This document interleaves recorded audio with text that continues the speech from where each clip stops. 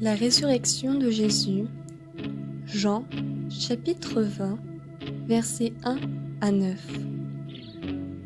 Le premier jour de la semaine, Marie-Madeleine se rend au tombeau de grand matin.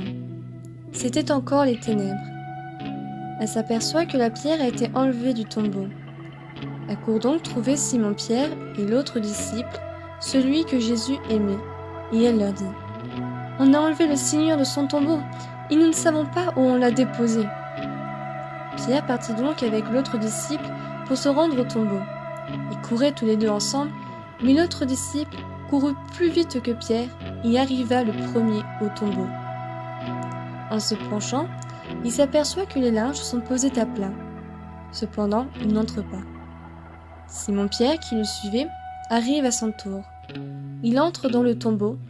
Il aperçoit les linges posés à plat, ainsi que le suaire qui avait entouré la tête de Jésus, non pas posé avec les linges, mais roulé à part, à sa place.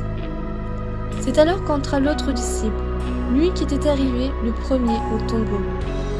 Il vit et il crut. Jusque-là, en effet, les disciples n'avaient pas compris que, selon l'Écriture, il fallait que Jésus ressuscite d'entre les morts. Évangile aujourd'hui. Il vit et il crut. Sens-tu la présence du Seigneur ? Le vois-tu comme un Dieu vivant ou comme un Dieu mort sur une croix depuis 2000 ans ? Cette série Rois, prêtres et prophètes t'a permis de comprendre ta mission de baptiser. Quels engagements prends-tu à l'occasion de cette nouvelle naissance ?